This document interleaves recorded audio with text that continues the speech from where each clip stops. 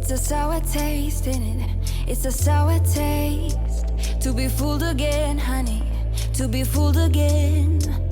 Stole my heart and ripped it into pieces. Yes, you did. You know it's not the way I planned. Hi everyone, welcome back to my channel. Thank you so much for stopping by and hanging out with me for another video. Today we're going to be talking about all things clutter. Everyone's talking about it, everyone's got it, and it seems like these days everyone is trying to figure out a way to organize, disguise, or hide their clutter. But what even is clutter anyway? Some people like to tar all stuff with the same brush and just define all stuff as clutter. A collection of well-read books on a bookshelf may be to one person clutter. Too many toys throughout your house may be clutter to you. They may make your house look cluttered when they're not neatly and easily stored and organised, but to me, the everyday things that you need, use and love are not clutter, and they shouldn't be defined or given the bad rep as clutter. In fact, when I asked Siri, she defined clutter as cover or fill something with an untidy collection of things. So as a noun, a collection of things lying about in an untidy state. So for the sake of today's video, we're going to be talking about clutter as all the extra, unnecessary, unwanted, unneeded, superfluous, surplus to requirement stuff that is cluttering up your home. So today we're going to be tackling one particular type of clutter, and it's something that I like to call same but different. It's where you have multiple versions in your home in particular categories of pretty much essentially the exact same thing. Here are a few examples of areas in my home where I have fallen into the same but different trap, and I have purchased borderline ridiculous amounts of the exact same thing. Face foundations, mascara, lipsticks, body lotions, shampoo and conditioner, in general pretty much all beauty products, collagen products, cordials in the home, cereal, household cleaners, and particularly like multi-purpose surface sprays. That is just off the top of my head a handful of examples where I have just over-purchased and I've ended up with a ridiculous amount of the same item that is cluttering up my home. Think of an area in your home or a collection of things that might have just gotten a little bit too out of hand, and you may have just excessively purchased multiples of the same thing. Now, this doesn't apply to everything in your home. For example, books on your bookshelf. Each book is a different story, it's a different title, it's completely different to the other. It's not like, for example, my record collection. I do have quite a few records, but each one is a different one. When I say same but different, I mean that it's like the exact same thing. Let's have a quick look around my home and I'll give you some examples. So starting in the pantry, cordials for example, I recently discovered that we had not one, not two, but 7 different flavoured cordials. Now sure, they're all different flavours, but do you really need 7 different versions all open at once of essentially the same thing, flavouring for water? A quick look through my cleaning cupboard revealed not only a ridiculous amount of cleaners overall, I counted 57 in one area, kind of ridiculous. Even though I do have a cleaning channel on YouTube, it's still a little bit excessive. Not only a ridiculous amount of cleaning products in total, but I had 12 different surface sprays. Multi-purpose surface sprays, essentially the same exact thing. Sure, they're different scents, they're different brands, but they essentially do the same thing. They spray and wipe your surfaces. So now let's look at the area where I have a real problem. Now you might think 12 multi-purpose surface sprays, yeah, that's a problem, girl. But wait, it gets worse. Let's go into my makeup collection. Now I really noticed this probably about 6 months ago when I was doing a bit of a declutter and a reorganize of my makeup collection. As I mentioned before, a few examples in my home. Mascara. Mascara basically does the exact same thing. Sure, there might be slight variations in different formulas, but at the end of the day, it technically just blackens, thickens, and lengthens your lashes. Listen, I think I'm a pretty intelligent, level-headed person. I can count. I know I've got 2 eyes. I know I've got 2 sets of eyelashes. But for some reason, I felt the need to have 15 mascaras open and on the go at once. And of those 15, I only really gravitate towards using and like 3 of them.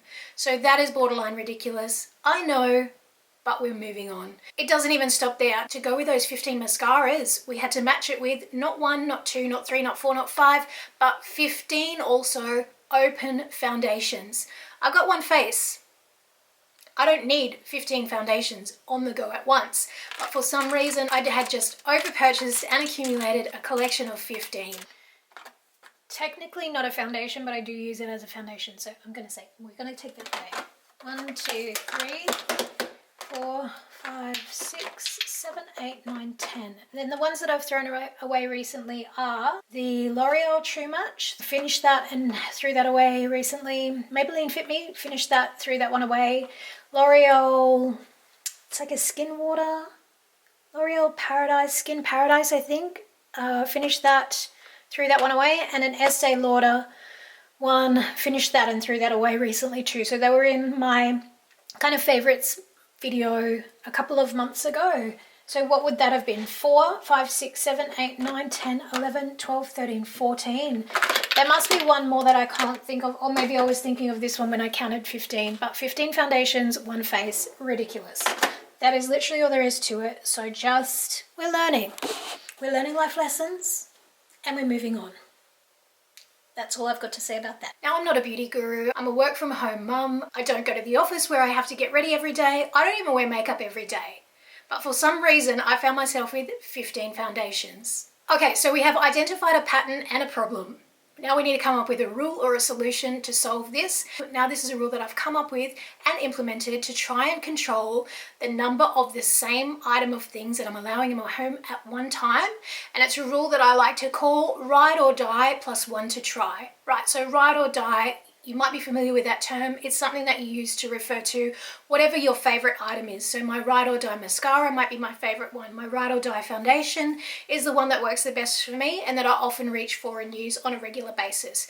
Your ride or die is your favorite. It's the one that works best for you. But life gets kind of boring if you just use the same one thing, and you might find that that one particular item isn't suited for each and every day and all the uses that you want it for. But to stop your collection from getting out of control, out of hand, and ending up with 15 of the same thing, you have to have a limit. So that is where I have set the limit of my ride or die plus one to try. So one to try, not 2, not 3, not maybe 4 or 5, but just one at a time. So I can have my ride or die item that I love, that I know, use and love. And then to keep it interesting and allow myself a little bit of freedom, another one to try at any one time. Now, if like me, you find yourself with a really crazy, ridiculous amount of the same thing and you're really looking to decrease the amount, first of all, I would suggest going through your collection and identifying your favorites. What are the ones that you really love? Of the items that are left, if they're only gently used or maybe you've only used a little bit of it, consider giving those away to maybe family or friends. Then with the items that you're happy to continue using, maybe identify your ride or die, your favorite, set that aside, and then just work through using up the remaining ones. Maybe like I did, just start using up the ones with the least amount in it. So you're making steady progress towards decreasing and decluttering that out of control collection. And this doesn't just work with makeup, although that is the area where I've identified I think, the biggest problem. This works with any category of things where you find yourself buying multiples of the same thing. Now here's a look at what my capsule makeup collection will eventually look like once I've used up and gotten it down to that ride or die plus one to try rule. Adopting that same principle with beauty products, I would much rather have a very carefully and thoughtfully curated small capsule collection, so that instead of having a bathroom cabinet that is stuffed to overflowing with a million products that I just never use, just keeping it to that realistic and practical collection. Now, obviously this rule won't apply to absolutely everything in your home, only the items where the things that you're buying multiples of are pretty much essentially the same exact thing. It wouldn't work, for example, for your clothes or shoes, accessories, jewelry, books, or things like that. I do actually have another rule that I use to control those collections of things, and I will be sharing that in my very next video, so be sure to subscribe if you haven't already. So guys, that wraps up today's video. It is short and sweet, but it is to the point, and this rule has really helped me control the clutter in those areas where I was over purchasing a ridiculous amount, I'm the first to say ridiculous amount, of the same thing. If you did enjoy this video, be sure to give it a big thumbs up. Subscribe if you haven't already. Hang out and watch a few more videos. I'll leave some I think you'll enjoy linked in the description below. Keep an eye out for my next video with my next rule for controlling clutter in your home. Have a fabulous day, and as always, I'll see you in the next video. Bye everyone.